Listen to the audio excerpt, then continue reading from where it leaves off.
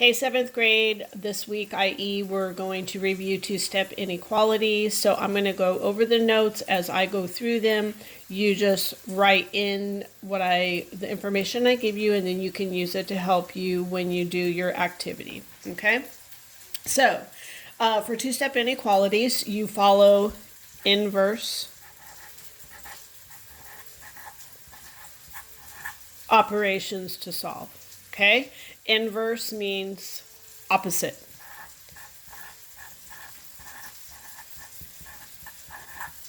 So you're going to do opposite operations. We do PEMDAS backwards.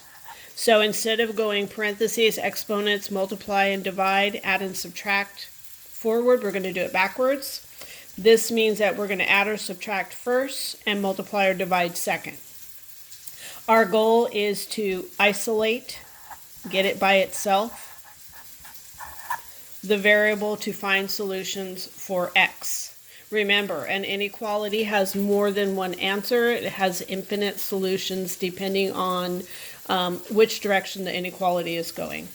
Symbols that we use are less than, greater than, or less than or equal to, or greater than or equal to.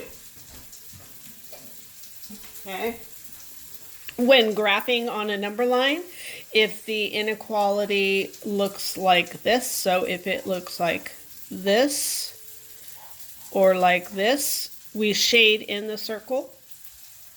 If it looks like this without the line, the equal sign underneath it, then we do not shade it in. Finally, remember, if you multiply or divide by a negative number, you flip the inequality. Okay?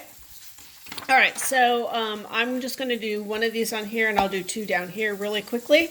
The first, number one, write an inequality for the following graph. So you see the inequality is shaded in, and it's going in this direction. So since it's going in this direction, my arrow points that way. So I'm going to say my x is greater than, since it's shaded in, or equal to -7. So my answer is any number that's greater or equal to -7. So it includes -7 and any number to the right of the number line. Okay? And then I'm going to do number 5 and number 7 with you, just to give you a couple different ones to do, and then you'll do the rest on your own. Okay, so number 5 is 3x, or 3 times x plus 1 minus 5 is greater than 1. Since we're going to do PEMDAS backwards, we're going to add or subtract first. So on this side, I have 1 minus 5. So I'm going to rewrite it, and a positive 1 minus 5 gives me a -4 greater than 1. Okay? Now, I want to get this x by itself, and since I'm adding or subtracting first, I got to get rid of this -4. So opposite of -4 is +4. Whatever I do to the left side of the inequality, I do to the right. So I'm going to add 4. This is a 0 pair, so it's gone. So it's 3x greater than 5.